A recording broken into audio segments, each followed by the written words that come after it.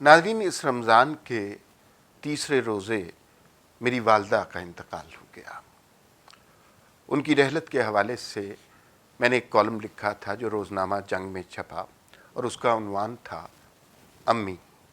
وہ کالم آپ کے ساتھ شیئر کرنا چاہتا ہوں۔ میری والدہ پروفیسر صدیقہ انور کا انتقال اس رمضان کے تیسرے روزے ہوا۔ ان کی عمر 85 برس تھی۔ انہوں نے تینوں روزے رکھے۔ ان کی صحت کو مد نظر رکھتے ہوئے ہم سب نے ان سے ضد کی کہ آپ اس عمر میں روزے نہ رکھیں۔ شرع بھی اجازت دیتی ہے۔ ہم سب کی ضد سے تنگ آ کر بالآخر انہوں نے تیسرے روزے کی افطار کے بعد وعدہ کیا کہ اب وہ اس رمضان میں مزید کوئی روزہ نہ رکھیں گی۔ رات قریباً 10 بجے کے قریب ان کی طبیعت خراب ہوئی اور 11 بجے تک وہ اس دنیا سے جا چکی تھیں۔ وہ آخری لمحے تک اپنی بات پر قائم رہیں۔ نہ انہوں نے رمضان کا کوئی روزہ قضا کیا اور نہ کسی سے کیا ہوا کوئی وعدہ توڑا۔ ان کا آخری دن ان کی ساری زندگی کا خلاصہ ہے۔ صبح انہوں نے روزے کی حالت میں محلے کی خواتین کو قرآن پاک کا درس دیا اور پھر ابو کے ساتھ مل کر ان تمام لوگوں کی فہرست مکمل کروائی جن کو اس سال زکوٰۃ دینی تھی۔ ہر ایک کے نام کے ساتھ رقم لکھوائی۔ دوپہر کو اپنے کانپتے ہاتھوں سے افطار کے لیے اپنی پسندیدہ ڈش پلاؤ بنایا، روزہ افطار کیا اور چپ چاپ اپنے آخری سفر پر چل دیں۔ ان کی ساری زندگی کا معمول یہی رہا۔ اسی طرح ان کی ساری زندگی گزری۔ وہ فارسی اور اردو ادب کی پروفیسر تھیں۔ تدریس سے ان کو عشق تھا۔ ریٹائر ہوئیں تو کینسر کے موذی مرض نے آن لیا۔ نوبت یہاں تک پہنچ گئی کہ ڈاکٹروں نے جواب دے دیا۔ جانے کس معجزے کے سبب وہ اس بیماری سے صحت یاب ہو گئیں۔ اس بیماری کے بعد وہ 23 برس حیات رہیں۔ ان 23 برسوں میں ان کا اوڑھنا بچھونا قرآن پاک ہو گیا۔ محلے کی چند خواتین سے درس قرآن کا آغاز کیا اور پھر شاگردوں کی تعداد سینکڑوں میں ہو گئی۔ ہر درس کے بعد اپنی شاگردوں میں ٹافیاں تقسیم کرنا ان کا محبوب مشغلہ تھا۔ ٹافیاں لانے کی ذمہ داری ہم سب کی تھی۔ اس میں کسی قسم کی کوتاہی ان کے لیے قابل برداشت نہیں تھی۔ قرآن کی تعلیم کے بعد ان کی سب سے بڑی مصروفیت میرے والد انور مسعود تھے۔ ان کی شادی کو 55 برس گزر گئے تھے، مگر ان کی محبت اب تک مثالی تھی۔ میرے والد نے زندگی میں جو بھی شعر لکھا وہ پہلے میری والدہ کو سنایا۔ میری والدہ خود عالم فاضل تھیں۔ وہ نئے لکھے اشعار میں تصحیح بھی کرتی اور مشورہ بھی دیتی۔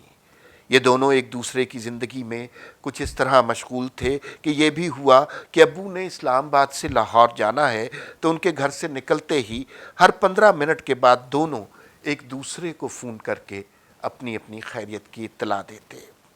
حد تو یہ تھی کہ یہ دونوں ایک دوسرے کو گھر کے ایک کمرے سے دوسرے کمرے میں جانے کی اطلاع بھی بڑی باقاعدگی سے دیتے تھے۔ میرے والد بڑے کامل یقین سے یہ بات کہتے ہیں کہ ان کی تمام تر کامیابیوں کا سہرا میری والدہ کی دعاؤں کو جاتا ہے۔ میرے والد پر اس 55 برس کی رفاقت کے ختم ہونے کا بہت گہرا اثر ہے۔ وہ اس غم کا اظہار تو نہیں کر رہے، لیکن اب جب وہ سجدے میں جاتے ہیں تو ان پر گریہ دیر تک طاری رہتا ہے۔ مغفرت کی دعا کے لیے اٹھے ہاتھ بہت جلد آنسوؤں سے بھر جاتے ہیں۔ میری والدہ کا محبوب جملہ شکر ہے تھا۔ وہ ہر حال میں شکر ادا کرنے کی وجہ تلاش کر لیتی۔ حالات چاہے کتنے بھی خراب کیوں نہ ہوں، مشکلات چاہے مالی ہوں یا جسمانی، فکر کسی بچے کی ہو یا پھر کسی رشتہ دار کی پریشانی ہو، وہ شکوہ نہیں کرتی تھی، شکر ادا کرتی تھی۔ جس بھرپور طریقے سے زندگی انہوں نے گزاری، جس محبت سے قرآن کی تعلیم کو تقسیم کیا، جس محنت سے اولاد کی تربیت کی، اس کے بعد اب جب وہ اس جہان سے بغیر کسی کو تکلیف دیے، بغیر کسی کو امتحان میں ڈالے چلی گئی ہیں، تو مجھے واثق یقین ہے کہ وہ اس وقت بھی جنت کے کسی باغ میں بیٹھی बड़ी मुतमईन मुस्कुराहट के साथ अपनी सारी ज़िंदगी के बारे में कह रही होंगी, शुक्र है, शुक्र है। शुक्र की नेमत उन्हें ही मुयस्सर थी। हम ऐसे बदनसीब कि उनके जाने के बाद ना हमें सब्र आ रहा है, ना ही हम शुक्र है का वर्त कर सकते हैं।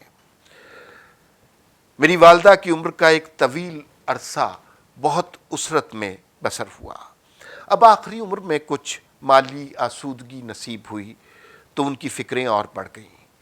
वो बहुत मालदार खातून नहीं थी, मगर इसके बावजूद वो सबको बार बार तलकीन करती थी कि मेरा जो भी थोड़ा बहुत माल असबाब है उसे शरीयत के ऐन मुताबिक तकसीम किया जाए।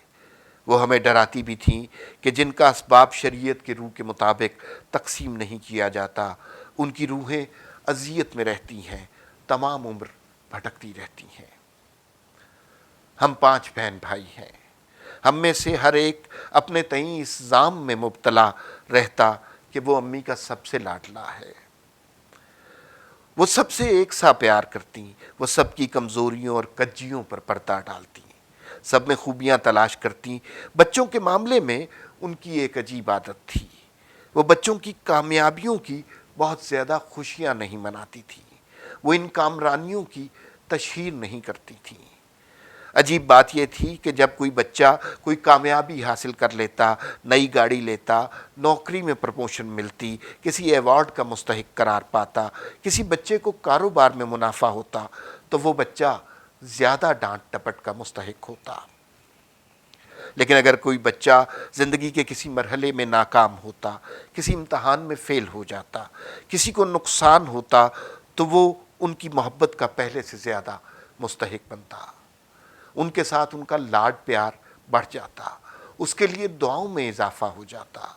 वो हमारी कामयाबियों की ही नहीं, हमारी नाकामियों की भी साथी थी। कीमती लिबास, जेवरात, बड़ी गाड़ी या किसी महंगे होटल में खाने से उनको वहशत होती थी। वो सादगी से ज़िंदगी बसर करने की कायल थी।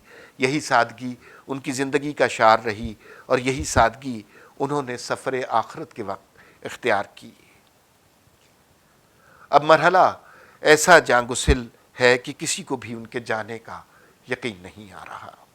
हमें समझ नहीं आ रही कि अब उनकी सेहत के लिए दुआ करनी है या उनकी मग़फ़िरत के लिए हाथ उठाने हैं, उनके लिए दवाई लानी है या फिर उनकी कब्र पर फूल बखेरने हैं, उनकी अचानक वफ़ात पर आंसू बहाने हैं या फिर उनकी ज़िंदगी पर रश करना है।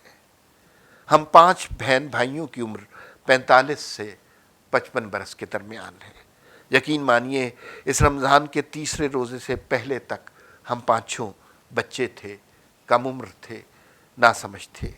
तीसरे रोज़े के बाद अचानक से हम सब बड़े हो गए हैं, हम सब अचानक बेबस हो गए हैं, हम सब अचानक बेचारे हो गए हैं और हम सब अचानक बेसहारा हो गए हैं।